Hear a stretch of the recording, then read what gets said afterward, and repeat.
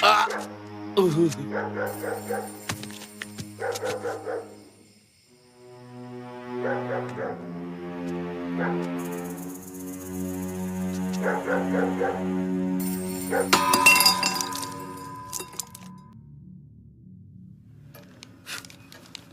ডাক্তারবাবু, এই যে কাগজে এই সমস্ত লিখছে যে এই অঞ্চলে কোথাও একটা কোকেনের আড়ত আছে আর সেই মাল সরবরাহ নিয়ে এত গোলমাল, একথা আপনি বিশ্বাস করেন? অবিশ্বাস করি না। আমার কাছে তো দু একবার মানে সেই ইশারাও পেয়েছি। জানেন তো, অনেক লোকই আমার কাছে ওষুধ নিতে আসে যারা কোকেন খোর, মানে কোকেন খায়, তারা কিন্তু ডাক্তারের কাছে আত্মগোপন করতে পারবে না। তা সে যে যার মতো করে নেশাভান করছে, তার সঙ্গে এত খুন খারাপের কি সম্পর্ক? খুবই ঘনিষ্ঠ সম্পর্ক। মানে ধরুন, আমি কোকেনের ব্যবসা করি, আর আপনি সে ব্যবসার কথাটা জানতে পেরে গেছেন। এই অবস্থায় আপনাকে বাঁচিয়ে রাখাটা কি মানে আমার উচিত কাজ হবে? আপনি তো পুলিশকে সব বলে দেবেন, আর আমার জেলে যাওয়ার পথটাও সুগম করে দেবেন। তারপরেও কি আমি আপনাকে বাঁচিয়ে রাখবো?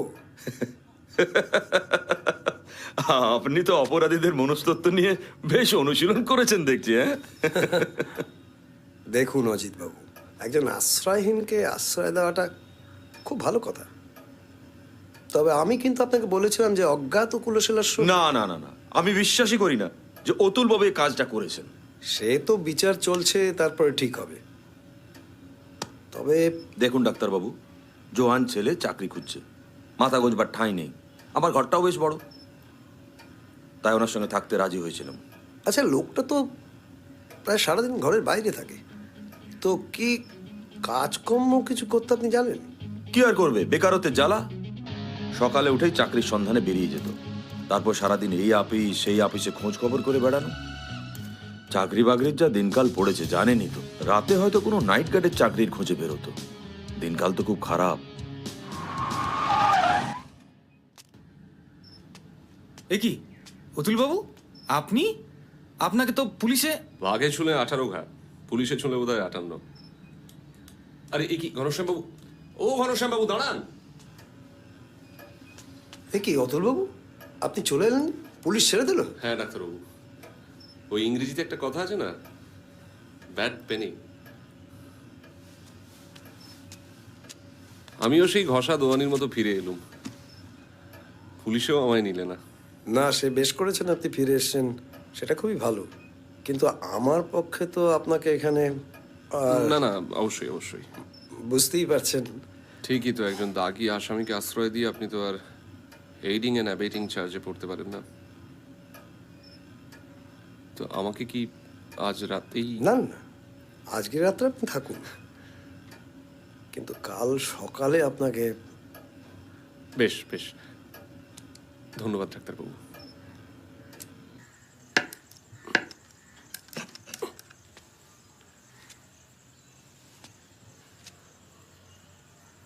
অজিত, অনুকূল বাবুকে একটু ডাকো। এই হলো এই ছিটকিনির মুশকিল, বুঝলেন? ভালো তো ভালো, আর গেল তো গেল। যাকে ধরুন, কাল সকালে আমি ছুতারকে ডেকে নিয়ে এসে ঠিক করে দেবো, কেমন? বেশ ডাক্তারবাবু।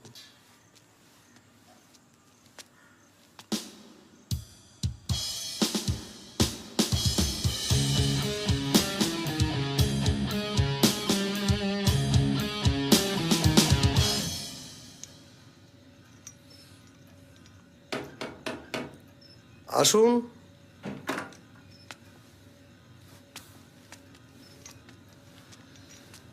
ডাক্তারবাবু, আপনার ওষুধের গুণ পরীক্ষা করতে এলাম।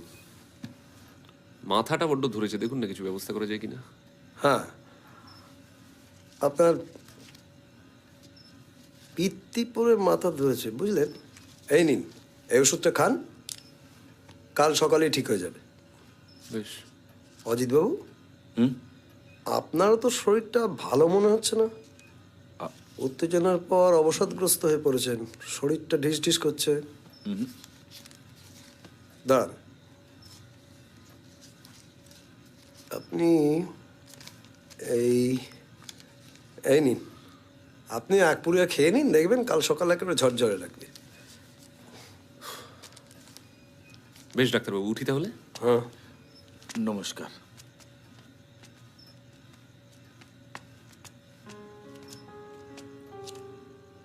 ডাক্তারবাবু, আপনি ব্যোমকেশ বক্সী বলে কারো নাম শুনেছেন?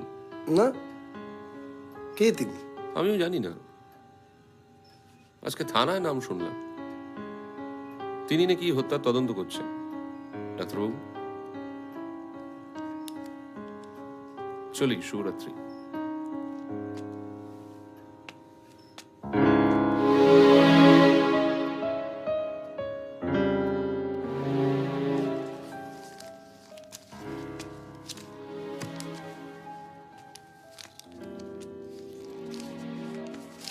এই ব্যাপারটা কি? আর কিছুক্ষণ অন্ধকারের মধ্যে থাকো, এর মধ্যে থেকেই আলো জ্বলে উঠবে। কিন্তু আলো মানে অন্ধকারের উৎস হইতে উৎসারিত আলো, সেই তো তোমার আলো। তা ভালো।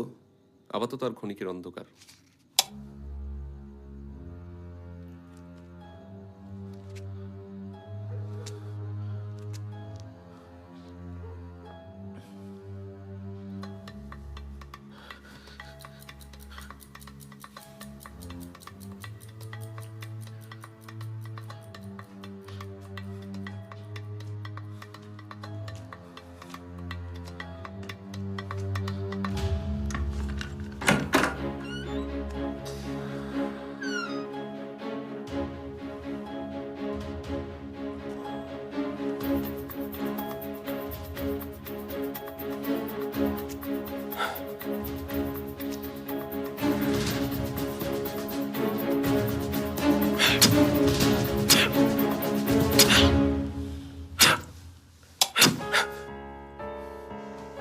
বড়ই দুঃখের কথা ডাক্তারবাবু, আপনার মতো পাকা লোক শেষকালে পাশবালিশ খুন করলো। নড়বেন না, নড়বেন না, অজিত, অজিত। ডাক্তারবাবুর হাত থেকে ছুরিটা নিয়ে নাও।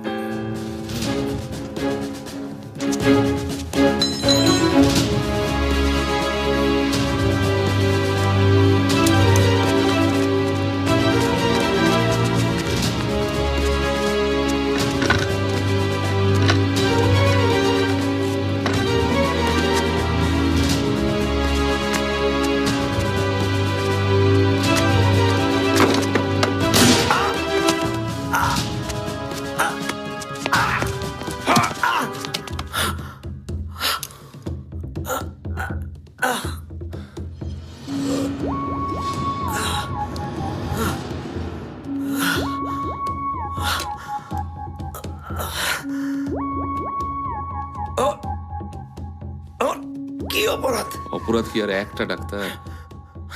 কোকেনের ব্যবসা, খুন। আমার আমার কোকেনের ব্যবসা আছে? কোনো প্রমাণ আছে? হ্যাঁ, নিশ্চয়ই প্রমাণ আছে। তোমার বিলেত থেকে আসা ওষুধের বাক্স। খুব ভুল বললাম কি? আচ্ছা বলো তো ডাক্তার, আজ রাতে আমাদেরকে কি ওষুধ তুমি দিয়েছিলে? মরফিয়া, তাই তো? তোমার অপরাধের প্রকাণ্ড ফিরিস্তি তৈরি হচ্ছে থানায়, কিন্তু আপাতত সত্যান্বেষী ব্যোমকেশ বক্সীকে খুন করার চেষ্টার অপরাধে তোমাকে পুলিশে সোপর্দ করলুম। দারোগাবু, আপনার কাছে দেশলাই আছে?